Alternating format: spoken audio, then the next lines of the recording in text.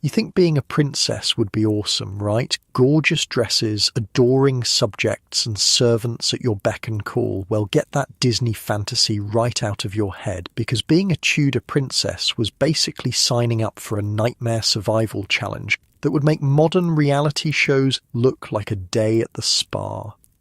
Imagine this. One day you're literally the most important child in England, your father's pearl of his world. The next, you're declared a bastard, stripped of your title and forced to become a servant to your baby half-sister, the daughter of the woman who destroyed your mother. And if you complain, well, that could be treason, punishable by having your head chopped off. Welcome to the life of Princess Mary Tudor, where royal blood was less a privilege and more a death sentence hanging over your head. While modern teenagers might worry about social media likes, Tudor princesses Mary and Elizabeth worried about whether they'd survive the week, whether from disease, political schemes, or their own father's deadly temper. The sisters lived in a world where half of all children died before their 10th birthday, where even royalty could be executed on a whim, and where one wrong prayer could get you burned at the stake. Hey, quick thing before we start. If you actually listen to these regularly, hit like or subscribe. I always wonder where everyone's at, so comment your city and what time it is. Weird to think some of you are having breakfast in London while I'm recording this at night here in the States. Okay, tonight it's Tudor princesses. But wait, are you comfortable? No, really. Check. Pillows, blankets, the whole deal.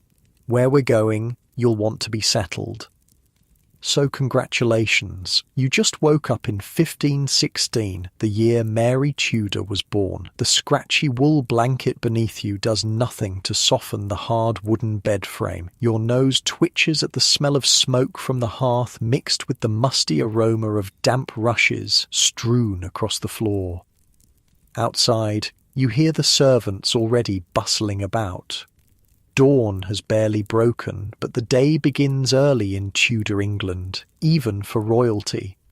No lazy mornings in your cosy memory foam bed here. Not when survival requires constant vigilance, when each day could be your last in the dangerous game of royal succession.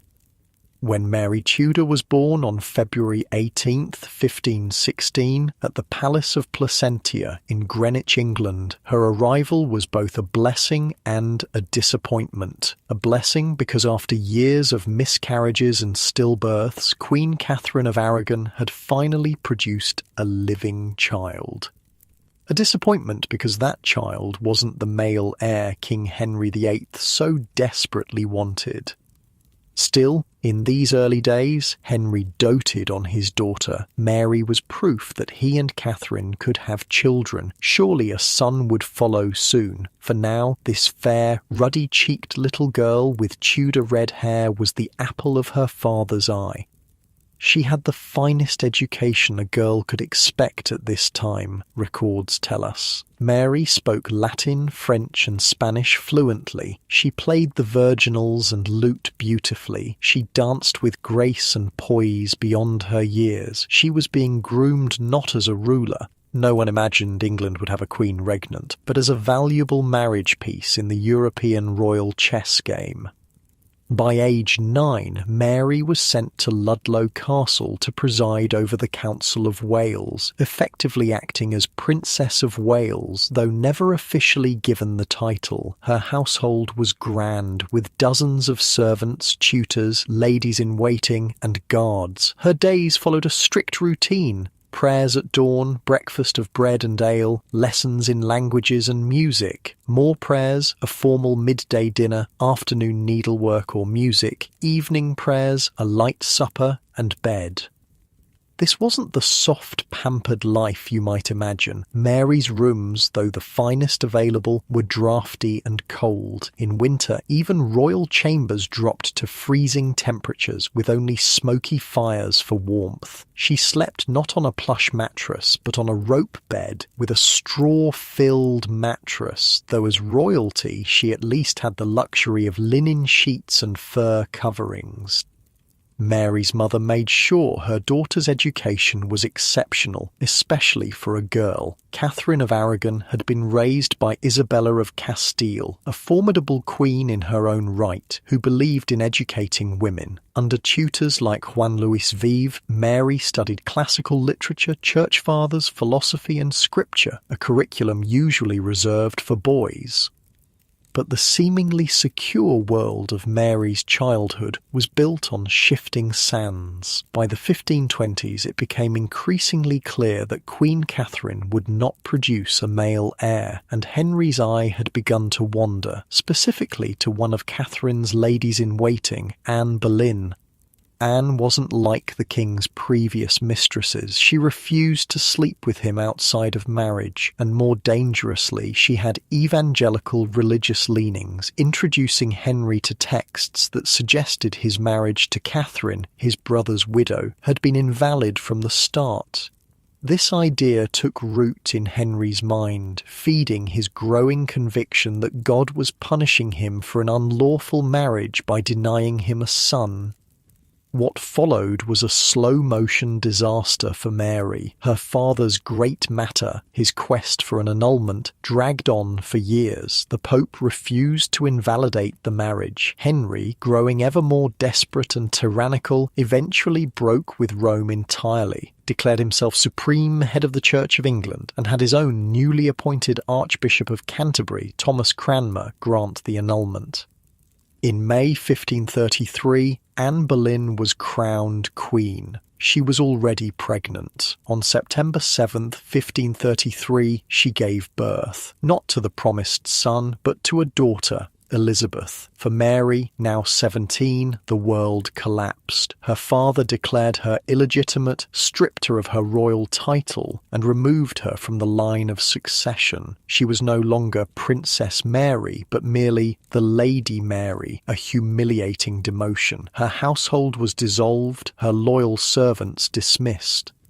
But the cruelest blow was yet to come. Mary was sent to Hatfield House to join the household of her infant half-sister Elizabeth, not as a sister, but as a lady-in-waiting. The once heir to the throne was now expected to serve the child who had replaced her. Mary refused to accept this new reality. She would not acknowledge Anne as queen or Elizabeth as princess. This defiance enraged Henry, who was becoming increasingly tyrannical as his reign progressed. The relationship between father and daughter deteriorated to the point where they didn't speak for 3 years. Under mounting pressure, Mary fell ill frequently. The royal physician attributed her ailments to ill treatment. She was kept under virtual house arrest, her movements restricted, isolated from friends and supporters. She was forbidden from seeing her mother, who had been banished to various damp, uncomfortable castles far from court. Anne Boleyn, meanwhile, showed no kindness to her stepdaughter. Some accounts suggest she even plotted to have Mary poisoned, though this may be later propaganda. What's certain is that Anne saw Mary as a threat, a focal point for those who opposed her marriage to the king and supported the old Catholic ways. In January 1536, Catherine of Aragon died at Kimbolton Castle. Mary was inconsolable at the news, but was denied permission to attend her mother's funeral. She grieved alone at Hunsdon House, surrounded by spies who reported her every word and action to the king. But the wheel of fortune was about to turn again. Anne Boleyn had failed to produce a son, and Henry's affections had already moved to Jane Seymour. In May 1536, Anne was arrested on trumped-up charges of adultery, incest, and plotting to kill the king. She was beheaded on May 19th. Elizabeth, not yet 3 years old, was declared illegitimate just as Mary had been. The two half-sisters, both now officially bastards, shared a strange new kinship in their disgrace when Jane Seymour gave birth to the long-awaited son, Edward. In October 1537, Mary, who had finally submitted to her father's demands and acknowledged his supremacy in the church, was named godmother and carried the infant prince at his christening. For Elizabeth, barely 4 years old, these events were confusing and frightening. Her mother had disappeared, never to return. Her status had changed overnight. While too young to understand fully, she was old enough to sense the danger that swirled around her. From her earliest memories, Elizabeth learned that favour was fleeting, security an illusion, and survival required careful calculation. Unlike Mary, who was raised as a princess in a relatively stable household until her teens, Elizabeth never knew such security. She was declared illegitimate before she could form memories of being a recognised princess. From infancy, her world was one of uncertainty and peril. Elizabeth's daily life as a small child was still privileged by ordinary standards. She had her own household at Hatfield House, staffed with servants and tutors. Her material needs were well met: fine clothes, good food, warm fires, but the emotional landscape was barren. Without a mother, with a distant and dangerous father, and surrounded by political intrigue, young Elizabeth developed a careful, watchful nature. Lady Bryan, who had previously been Mary's governess, now cared for Elizabeth. She wrote anxiously to Thomas Cromwell, the King's chief minister, begging for proper provisions for the child, who had outgrown her clothes. Even basic necessities required bureaucratic approval now that Elizabeth was no longer officially a princess. Mary, despite her own troubles, developed a protective relationship with her little half-sister. Though Elizabeth represented the woman who had caused her so much pain, Mary seemed able to separate the child from the mother. When she visited Elizabeth's household, it was said that only Mary could soothe the toddler's tears. By age 4, Elizabeth began her formal education. Like Mary before her, she was taught by excellent tutors, including Roger Ascham, who described her as having the most acute mind and diligent spirit. Elizabeth showed an extraordinary aptitude for languages, eventually mastering French, Italian, Spanish, Greek, and Latin. The sisters' early relationship was thus complex, marked by the vast age difference, 17 years, their shared experience of falling from royal favour, and the shadow of their mother's rivalry. Mary, deeply Catholic like her Spanish mother, tried to influence Elizabeth's religious upbringing, but Elizabeth, raised under the new Protestant regime, would develop very different spiritual leanings. The physical conditions of their lives reflected the precarious nature of Tudor existence. Even royal residences were plagued by problems we would find intolerable today. Sanitation was primitive. Chamber pots and close stools, early versions of toilets, were emptied manually, often into rivers that also provided drinking water. Bathing was infrequent, though contrary to popular belief, Tudors did care about personal hygiene. They changed their linen garments regularly and washed faces and hands daily. Disease was a constant threat. The sweating sickness, malaria, then called ague, smallpox and tuberculosis, claimed lives at all levels of society. Infant and child mortality was devastatingly high. Medical treatments were based on the theory of 4 bodily humours and often involved bloodletting, purges and herbal remedies of questionable efficacy.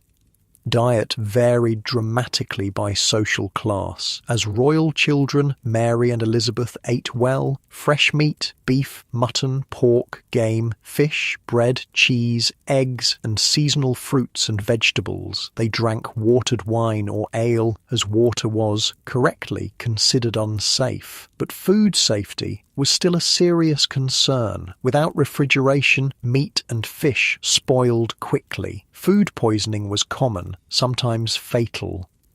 The sisters' education included practical household management. Both were taught to oversee large domestic establishments, manage accounts, and supervise servants. They learned needlework, music, dancing, and riding, all essential accomplishments for Tudor ladies of rank.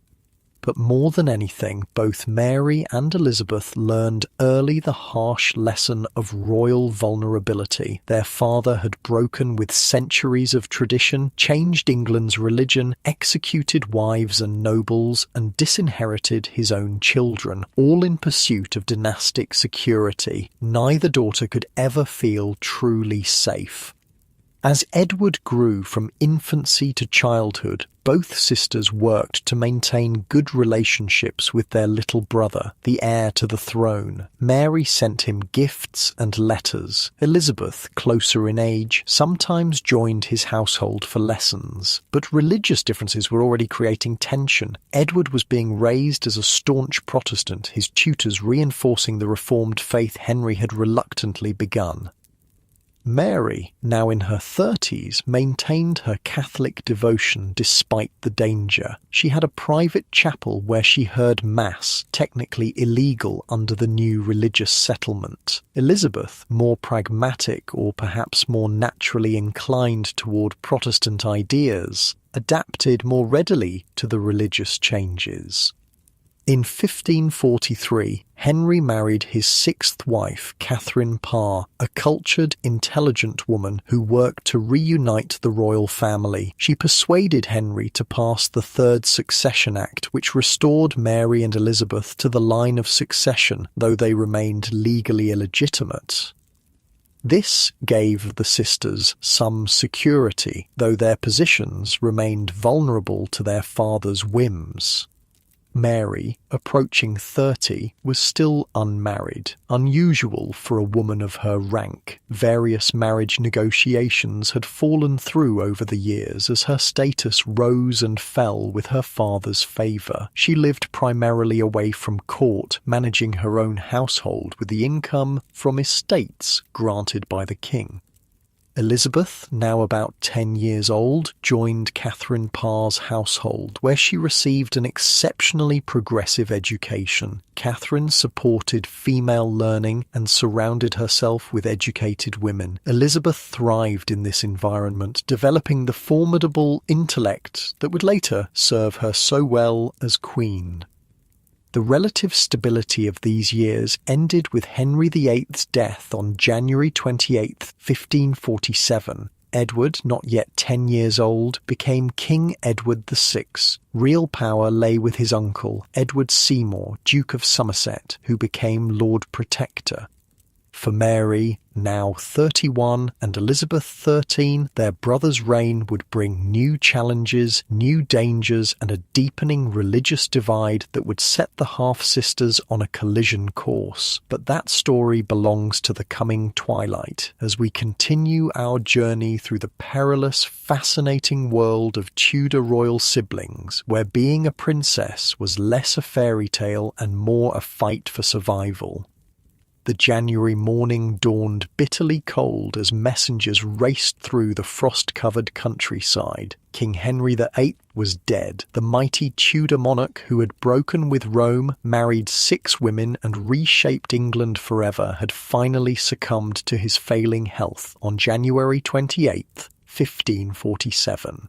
For his daughters Mary and Elizabeth, this news brought a complex mix of grief, anxiety, and possibility. The new king, 9-year-old Edward VI, was barely old enough to dress himself, let alone rule a kingdom. Real power immediately fell to his maternal uncle, Edward Seymour, who promptly had himself named Lord Protector and Duke of Somerset. The political landscape shifted overnight, and with it the precarious positions of the 2 Tudor princesses.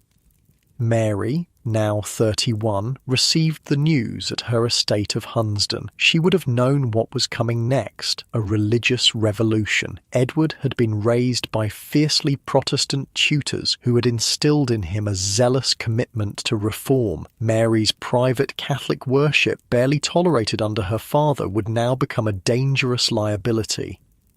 Elizabeth, just 13, was staying with her stepmother Catherine Parr when her father died. The teenage princess dropped to her knees and wept upon hearing the news. But unlike Mary, Elizabeth had been raised in the Reformed faith. The religious changes to come wouldn't challenge her conscience, though they would soon present other dangers. Both princesses attended their brother's coronation in February, a lavish spectacle where the small boy disappeared beneath heavy robes and an oversized crown. Mary, as the eldest, took precedence, riding through London in a crimson velvet litter. Elizabeth followed in her own procession. The sisters presented a united front to the public, though privately their different religious convictions were already pulling them apart. Life in Tudor England during Edward's reign became increasingly uncomfortable for Mary. Each morning she would rise before dawn for private prayer using her Catholic devotionals, books that were now technically illegal. Her loyal household staff protected these forbidden practices, keeping watch while she heard Mass in her private chapel. Discovery could mean imprisonment for her servants and worse trouble for Mary herself. While Mary struggled with her conscience, Elizabeth thrived under the new regime. She had the good fortune to be taken into Catherine Parr's household at Chelsea, where the Dowager Queen had created a haven of learning. Elizabeth's daily routine was structured around intense study, rising at dawn for prayers, then hours of languages, rhetoric, history and theology with her tutor Roger Ascham.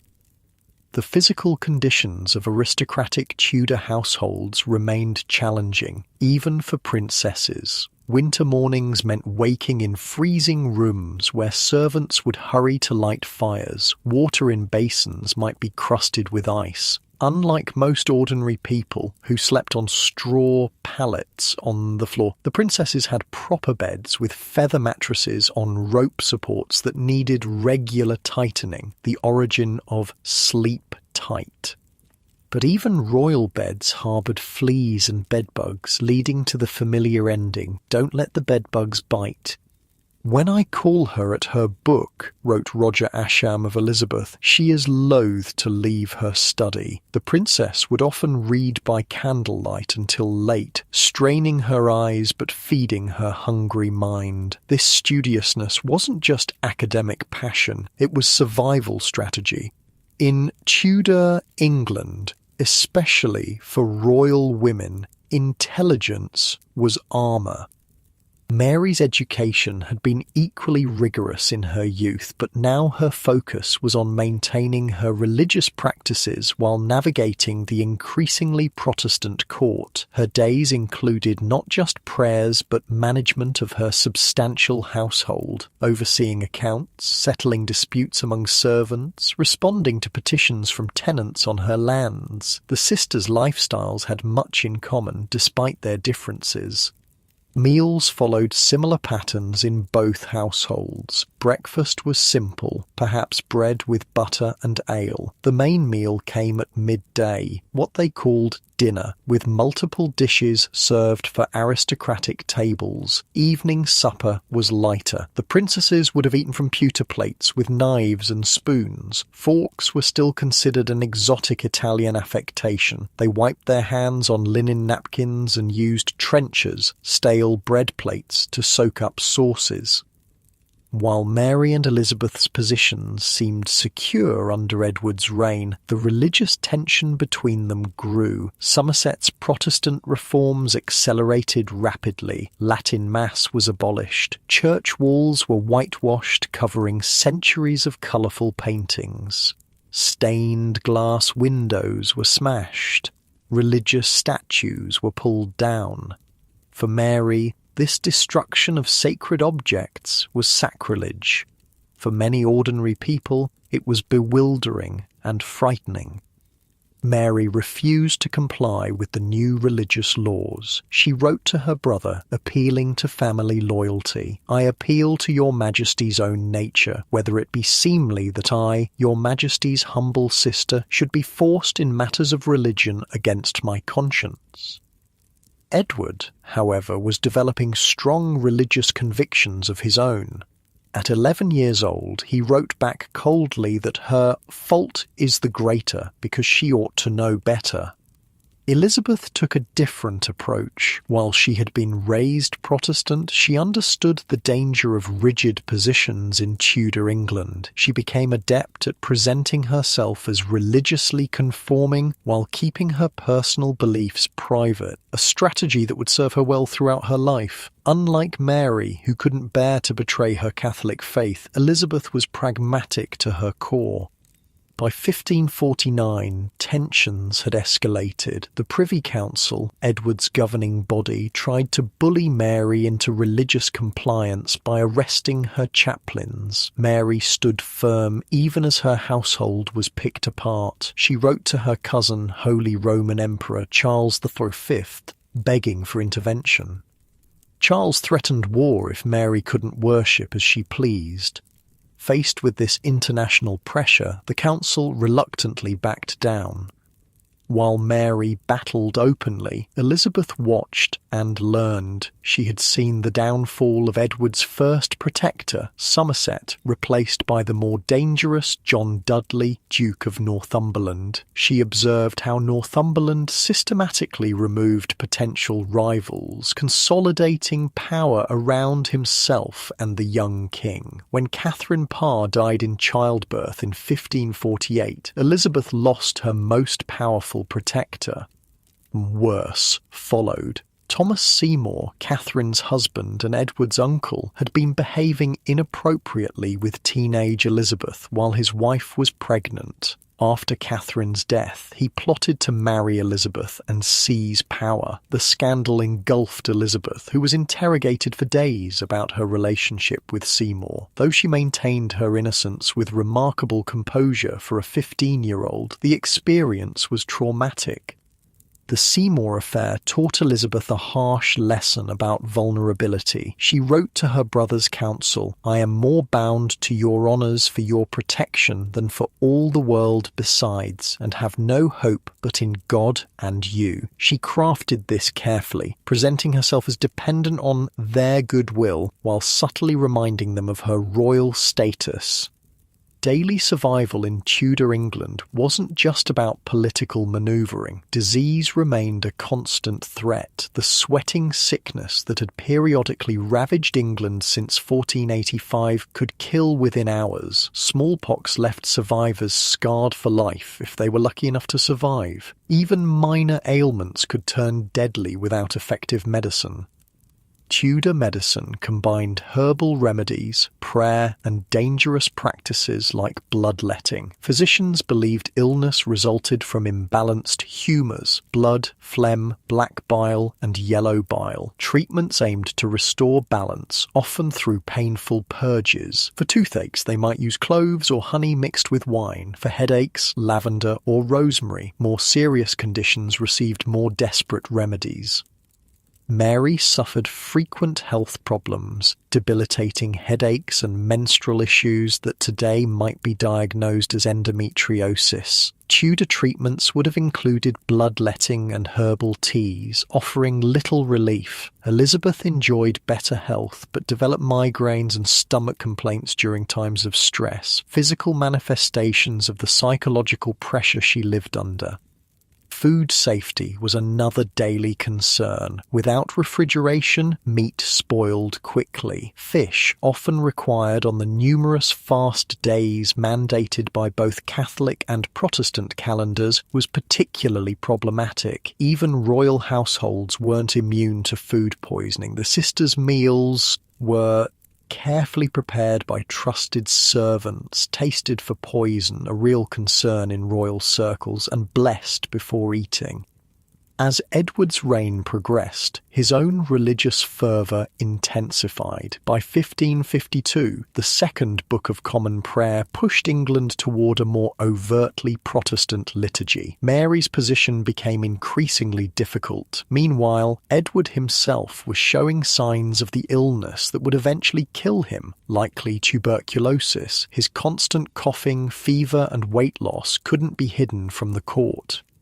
Mary visited her brother when protocol demanded, but these occasions grew tense. At Christmas 1552, they quarrelled openly about religion in front of the entire court. Both ended up in tears. Edward, now 15 and trying to assert his authority, was frustrated by his sister's defiance.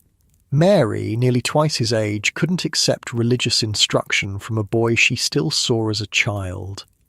Elizabeth navigated these shoals with remarkable skill for a teenager. She maintained a warm correspondence with her brother while avoiding direct religious confrontation. She dressed modestly, in Protestant fashion, without the elaborate clothes and jewellery Mary favoured. She created an image of herself as a serious, pious young woman, unthreatening to the regime but still unmistakably royal.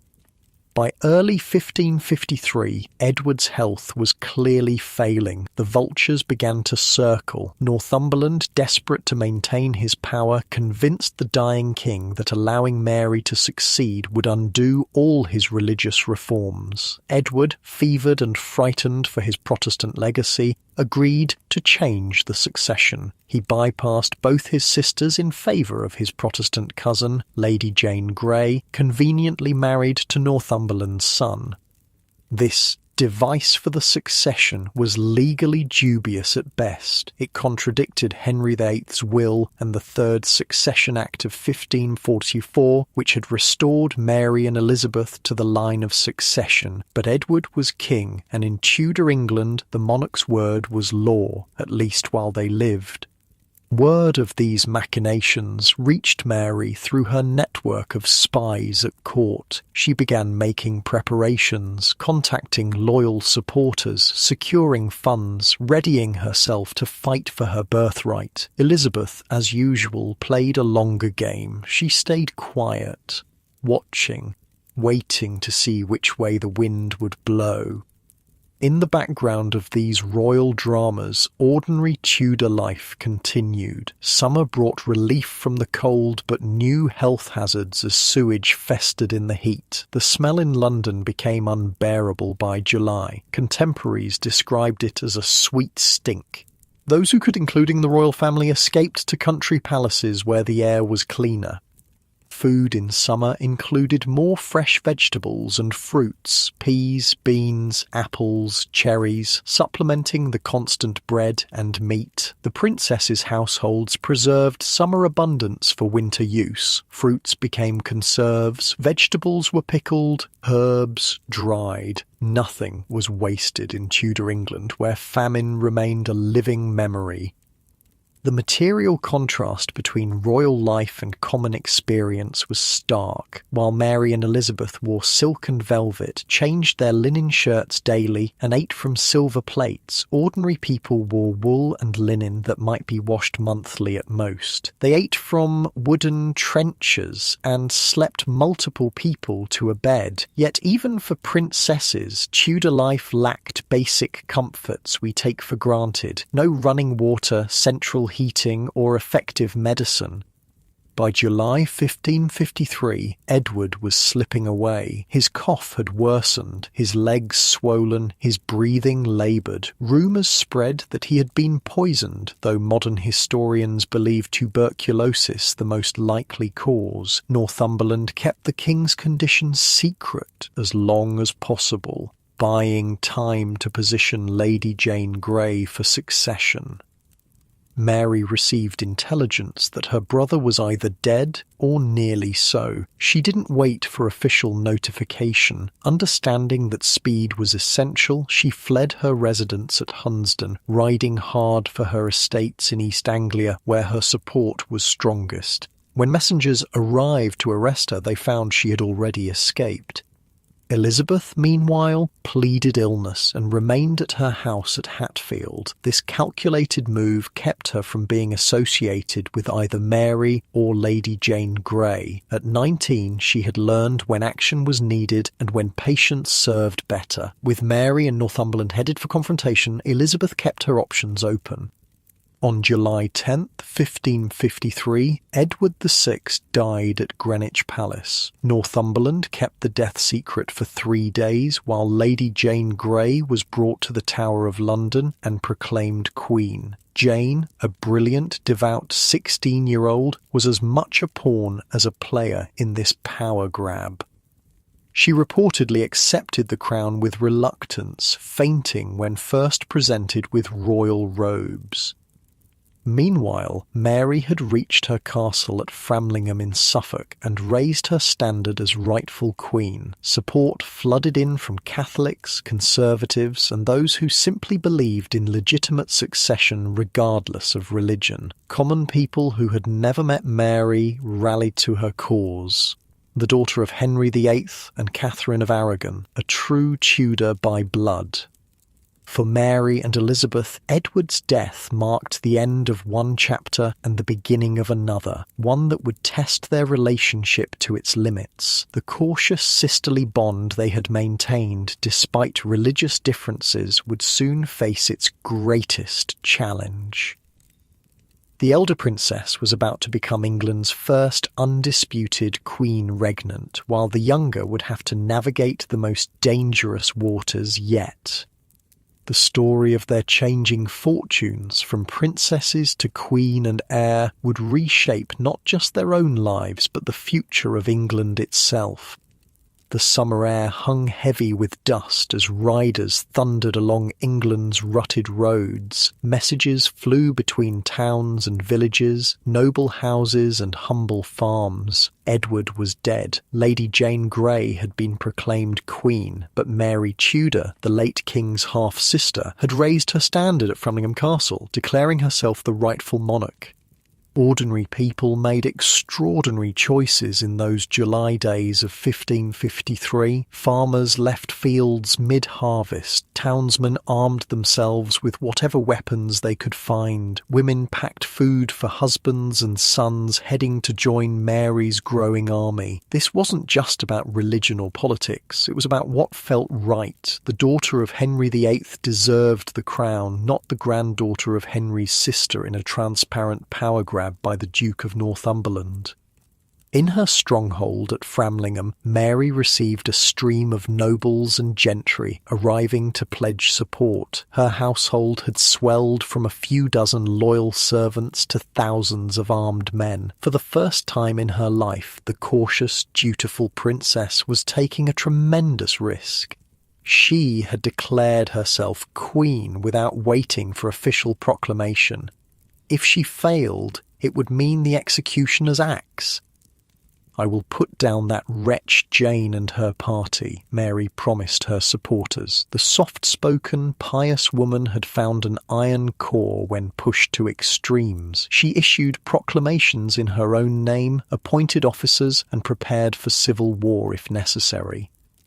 Meanwhile, Elizabeth remained at her house at Hatfield, supposedly too ill to travel. This convenient illness kept her from having to declare for either Mary or Jane. Smart move for a 19-year-old who had grown up watching royal favour shift like quicksand. When pressed, she sent a non-committal message to Mary expressing hopes for her good success in all your affairs. Notice she didn't actually acknowledge Mary as queen. Elizabeth was nothing if not careful. In London, support for Queen Jane crumbled almost immediately. The merchants closed their shops. The people refused to cheer for her. Northumberland couldn't raise an adequate army because ordinary citizens wouldn't fight against Henry VIII's daughter. Even the weather seemed to turn against Jane. A thunderstorm was seen as divine disapproval of her proclamation. By July 19th, just 9 days after Edward's death, the Privy Council in London switched sides, proclaiming Mary the rightful queen. Northumberland surrendered without a fight. Lady Jane Grey, queen for just 13 days, was imprisoned in the Tower along with her young husband. Mary rode toward London in triumph, her supporters swelling to nearly 30,000 by the time she reached the city. Now it was Elizabeth's turn to make her move. The strategic illness miraculously cured, she gathered 1,000 horsemen, an impressive show of force, and rode to meet her sister outside London. On July 29th, the princesses made their formal entry into the capital together, presenting a powerful image of Tudor unity. Elizabeth, dressed in simple elegance, kept slightly behind her elder sister. Mary, garbed in rich velvet and wearing her mother's Spanish jewels, looked every inch a queen. The contrast between them was striking. The 37-year-old Mary short and increasingly stout. The 19-year-old Elizabeth tall and slender with her father's red gold hair. But for this moment, they were united as Tudor sisters claiming their birthright. Mary's coronation on October 1st, 1553, was a magnificent spectacle, the first coronation of an undisputed queen regnant in English history. Elizabeth played her part perfectly, carrying the crown during the procession. The sisters seemed to have reached a genuine reconciliation. Mary appointed Elizabeth heir presumptive and granted her precedence over all other ladies at court. But the honeymoon period wouldn't last. Mary was determined to restore Catholicism in England, while Elizabeth had been raised in the Reformed faith. Though the younger sister attended Mass with appropriate outward reverence, she remained Protestant at heart, and Mary knew it. Daily life at Mary's court followed ancient traditions. The Queen rose early for prayers, attended Mass, then dealt with state business. Meals were formal affairs with elaborate ceremony. Mary, despite her power, maintained traditional feminine occupations. She was an accomplished embroiderer and musician. Her Spanish mother had taught her that a woman could be both powerful and traditionally feminine.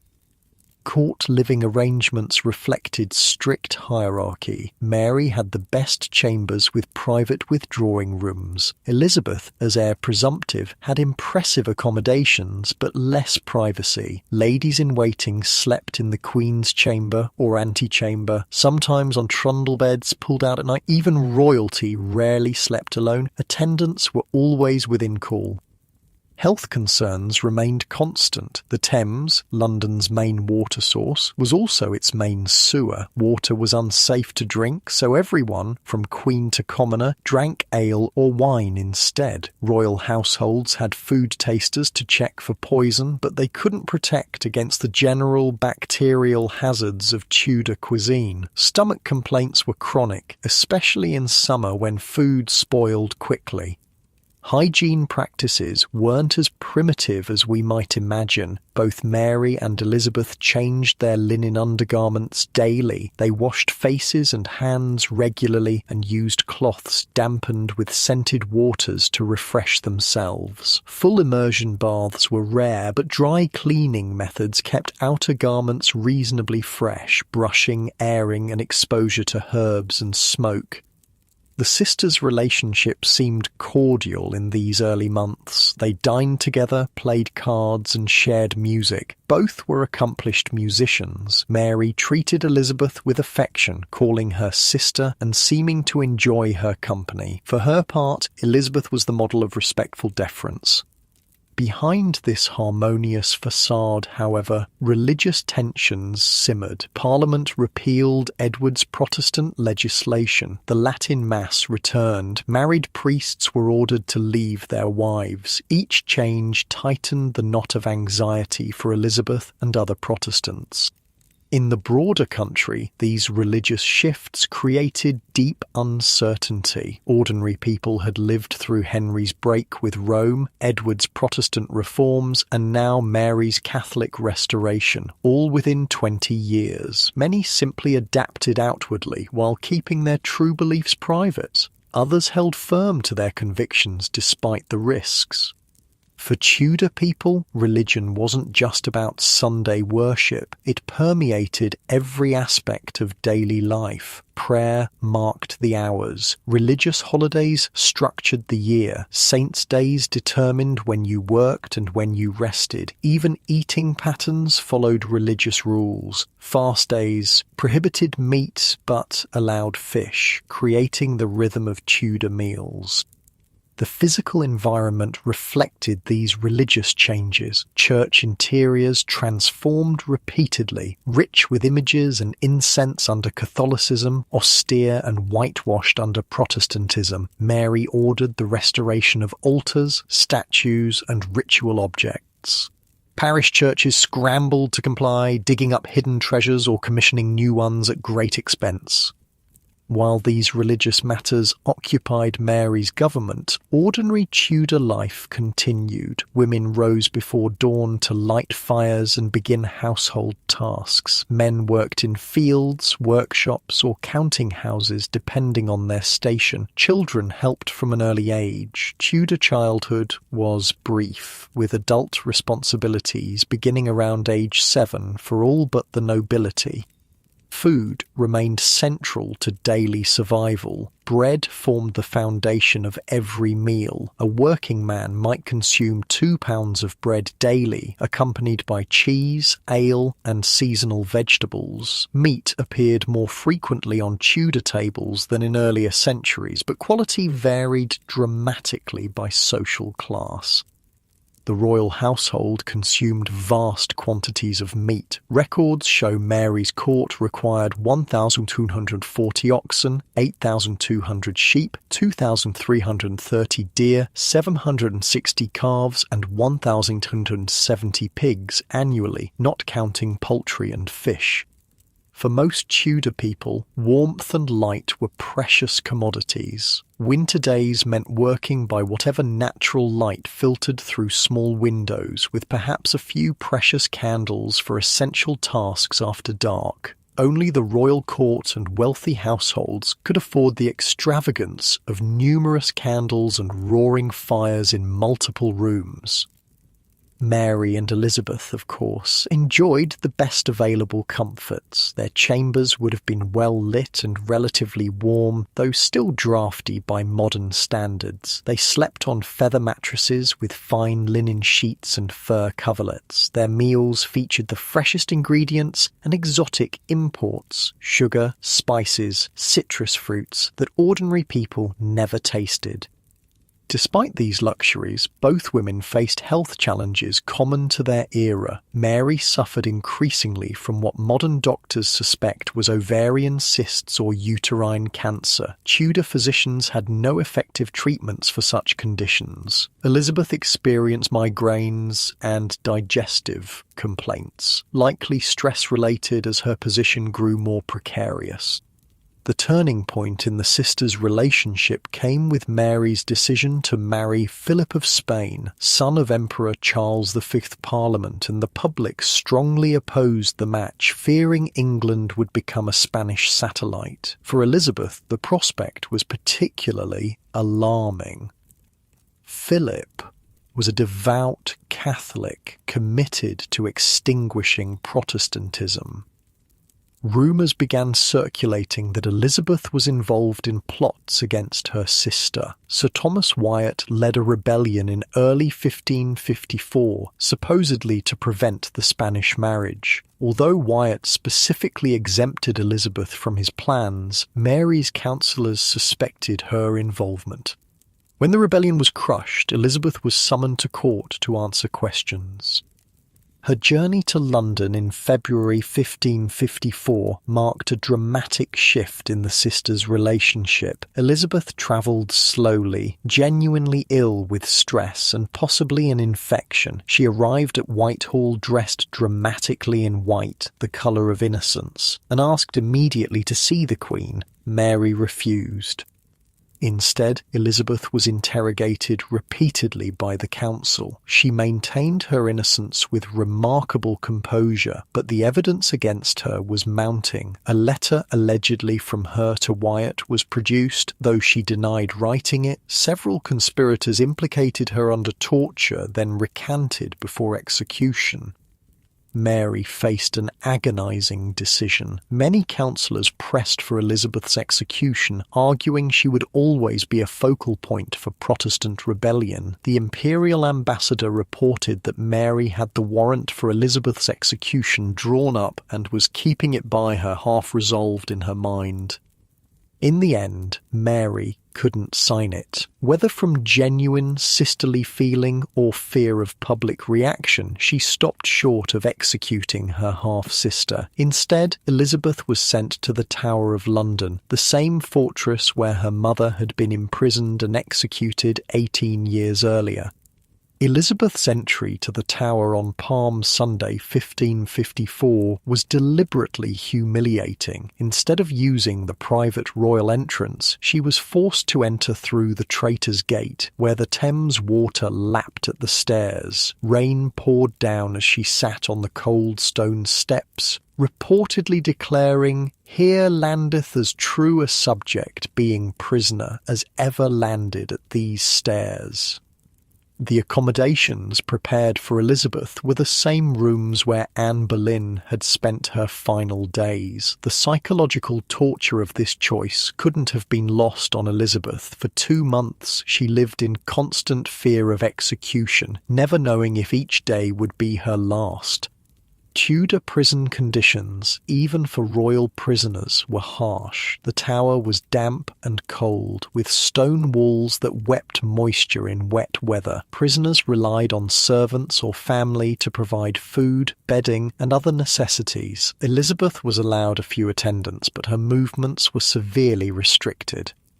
During this time, Mary's Spanish marriage proceeded despite the widespread opposition. Philip arrived in England in July 1554, meeting his bride for the first time just days before their wedding. Mary, nearly 40 and never before married, fell deeply in love with her 27-year-old husband. Contemporary accounts describe her as rejuvenated by the marriage, dressing in youthful styles and dancing late into the night.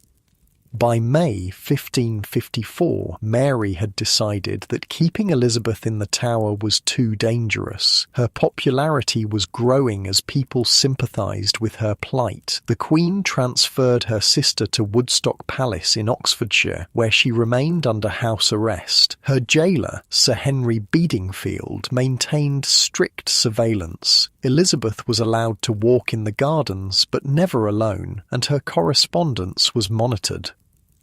Life under house arrest had its own challenges. Elizabeth's household was severely restricted. Just a few trusted servants remained with her. Her movements were constantly watched. She had limited access to books and visitors, yet she maintained her dignity and cultivated the loyalty of her small staff.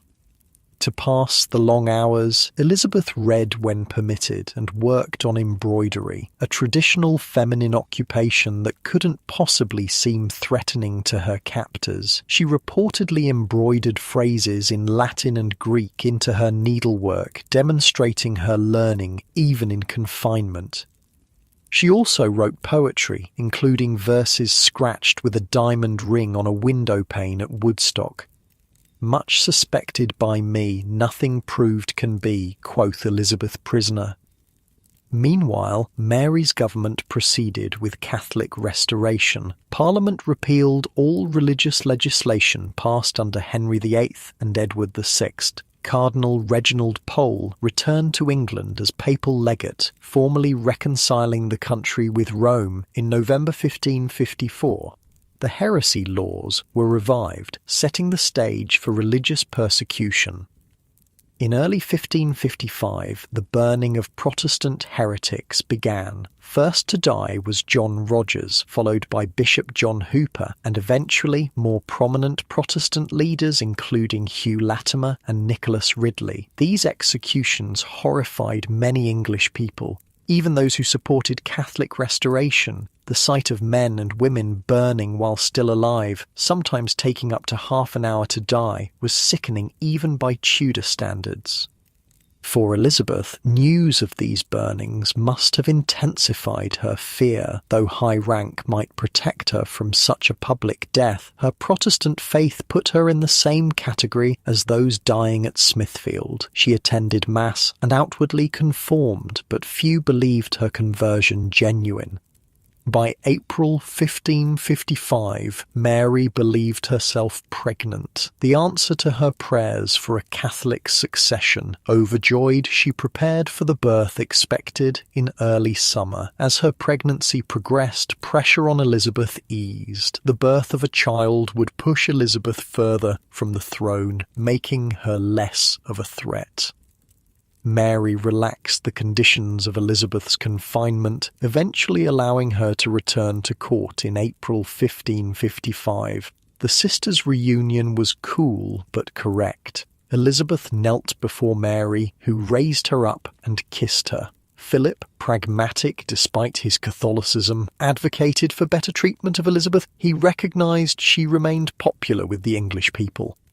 Court life continued with its elaborate rituals. Meals followed strict protocols, with dozens of dishes presented in specific order. Entertainment included music, masks, and plays. Mary encouraged Spanish fashions, darker, more sombre clothing than the colourful styles favoured under Henry V. Elizabeth, always politically astute, adopted similarly conservative dress during this period. As Mary's pregnancy advanced, an odd problem emerged. There were no obvious signs of the child's movement. Her abdomen was swollen, but the expected quickening never came. May passed, then June, with no birth. By July, it became clear that Mary was experiencing a false pregnancy, possibly caused by an ovarian tumour or psychological factors. The pregnancy had lasted over a year when Mary finally accepted the truth. The humiliation was complete when her belly gradually deflated, leaving her devastated. Philip, who had remained in England largely to await the birth of an heir, prepared to depart for his other territories. The Queen's dreams of a Catholic succession were shattered. With Mary's phantom pregnancy ended and Philip departing England, Elizabeth's position improved dramatically. The Queen, though heartbroken, couldn't bring herself to take harsh measures against her sister without Philip's support. Elizabeth was allowed to retire to her own estates, where she gathered a household of loyal supporters and bided her time.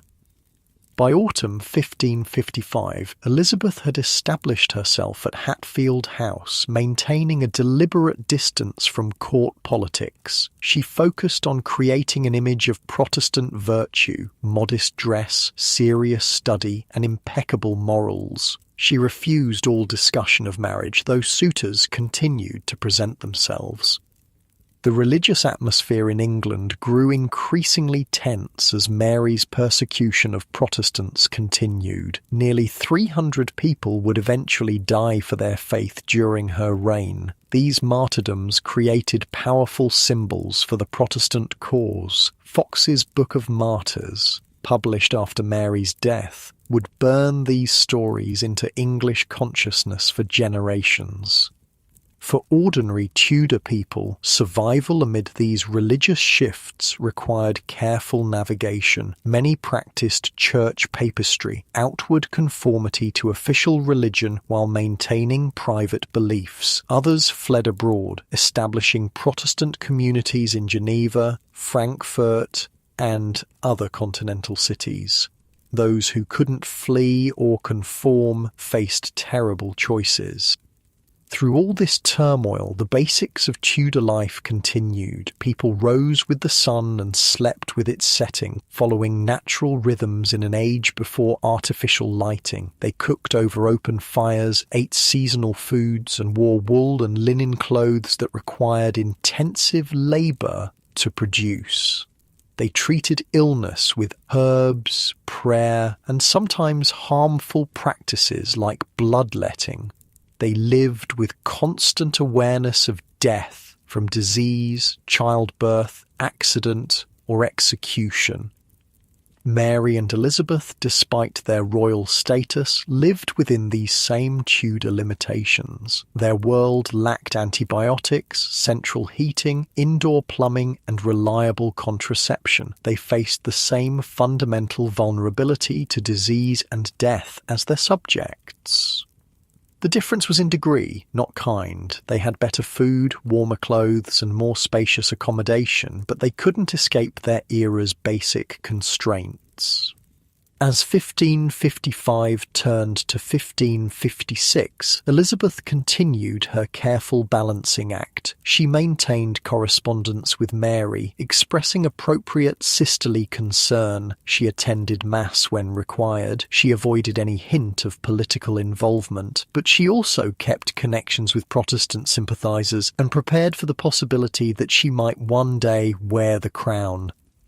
Mary, meanwhile, faced mounting problems. Her husband returned briefly but soon departed again, this time for good. War with France drained the treasury. Harvest failures in 1555 and 1556 led to food shortages and inflation. Popular support for her reign waned as economic hardship combined with religious persecution. Her health declined steadily, with debilitating headaches and abdominal pain. By 1557, it was clear that Mary's reign would not achieve her dream of permanent Catholic restoration. Without an heir, the succession would pass to Elizabeth, who would likely reverse her religious policies. The thought tormented Mary, but alternatives were limited. She briefly considered naming her Catholic cousin Margaret Douglas as heir, but ultimately recognised that the country would not accept anyone but Elizabeth. The relationship between the Tudor sisters had come full circle, from Mary's early affection for baby Elizabeth through religious conflict, imprisonment, and now reluctant acceptance. Mary had tried to secure a Catholic future for England and failed. Elizabeth had survived the most dangerous period of her life through caution, intelligence, and sheer luck. As Mary's health deteriorated further in 1558, Elizabeth prepared quietly for her succession. She selected advisors, considered initial policies, and cultivated powerful allies. The princess, who had learned from childhood to hide her thoughts behind a pleasant mask, was about to step onto the greatest stage of all, the English throne. The autumn of 1555 brought chill winds and uncertainties to England. Queen Mary I, once so hopeful about her pregnancy, now faced the bitter reality that there would be no child. Her Spanish husband Philip had departed for his continental territories, promising to return, but leaving Mary bereft and increasingly isolated. For Elizabeth, this shifting landscape offered both opportunity and danger. Life at Hatfield House, where Elizabeth maintained her separate establishment, had settled into a careful routine. The princess rose early for Protestant prayers, conducted privately with trusted ladies. Her mornings were dedicated to study. She continued to sharpen her formidable intellect through readings in history, theology, and languages. Afternoons might include riding when her health permitted, or needlework with her ladies. Evenings brought music, quiet conversation, and early retirement. This seemingly peaceful existence masked constant vigilance. Elizabeth's household was infiltrated with Mary's spies, reporting any hint of religious nonconformity or political plotting. The princess lived knowing that a careless word could mean a return to the Tower. She developed the ability to speak at length while saying nothing definitive, a skill that would serve her well as queen. I have heard that an Italian, when asked how he planned to carry himself in England, replied cunningly and quietly. wrote William Cecil, one of Elizabeth's advisers. The princess has chosen to follow this course. Indeed, Elizabeth mastered the art of ambiguity, attending Catholic Mass when necessary, but pleading illness when possible, expressing loyalty to Mary while maintaining connections with Protestant sympathizers. Mary's court offered stark contrast to Elizabeth's careful restraint. The Queen, trying to fill the void left by Philip's absence, threw herself into the religious restoration with increasing fervour. Her mornings began with lengthy Catholic devotions, her days filled with council meetings focused on eliminating heresy. Mary personally reviewed the cases of prominent Protestants, authorising execution when they refused to recant. The mechanisms of Tudor punishment were designed to maximise both suffering and public spectacle. Burning was considered appropriate for heresy because it purified through fire. Executions took place in public squares, with crowds forced to witness the terrible deaths. The condemned were chained to stakes surrounded by bundles of wood. If they were lucky, sympathetic executioners would hang bags of gunpowder around their necks to hasten death once the flames reached them. For ordinary Tudor people, these religious persecutions created an atmosphere of fear and suspicion. Neighbours reported neighbours for heretical statements. Possession of an English Bible could mean imprisonment. Failing to attend Mass brought fines. The religious police searched homes for forbidden Protestant books, often hidden under floorboards or inside walls. Food became another marker of religious conformity. The Catholic Restoration brought back traditional fasting days when meat was forbidden. Fish consumption was enforced not just as religious practice but as economic policy. Mary's government, like her father's before her, recognised that a strong fishing fleet provided trained sailors for naval defence. Wednesday, Friday and Saturday were designated fish days, with meat consumption on these days punishable by fine.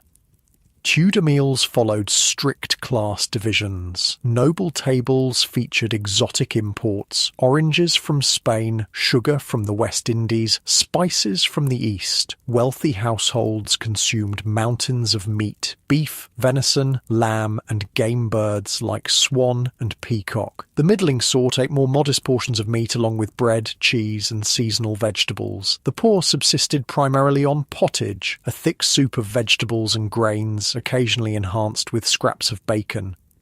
Cooking methods remained primitive by modern standards. Open hearth fires provided the only means of heating food. Spits for roasting required constant turning, a job usually assigned to the lowest kitchen servants or even dogs trained to walk in a wheel. Baking occurred in brick ovens, heated with wood fires that were raked out before bread went in. The control of temperature was more art than science, making consistent results challenging.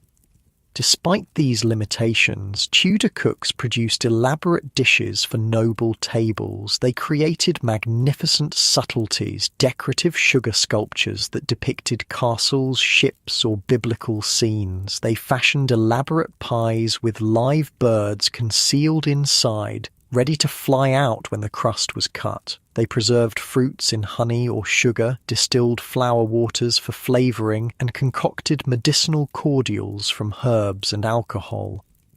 Maintaining health remained a constant struggle in Tudor England. Medical knowledge was a peculiar mix of practical herbalism, astrological theory, and religious belief. The body was thought to contain 4 humours: blood, phlegm, black bile, and yellow bile, that needed to remain in balance. Illness resulted from imbalance, treated through diet, bloodletting, purging, or applications of herbal remedies. Mary's deteriorating health defied these treatments. Her symptoms, severe headaches, vision disturbances, and abdominal pain, worsened throughout 1556 and 1557. Modern doctors suspect she suffered from ovarian cysts or uterine cancer, conditions Tudor physicians couldn't diagnose or treat effectively. The Queen's physical suffering added to her increasingly melancholic outlook. Elizabeth too experienced health challenges during this period. She suffered from migraines, digestive complaints, and occasional severe illnesses that may have been influenza or other infections. Tudor medicine offered little effective relief. Even royal patients endured treatments that often made them worse. Mercury for skin conditions, lead compounds for cosmetics, and powerful purgatives that caused dehydration.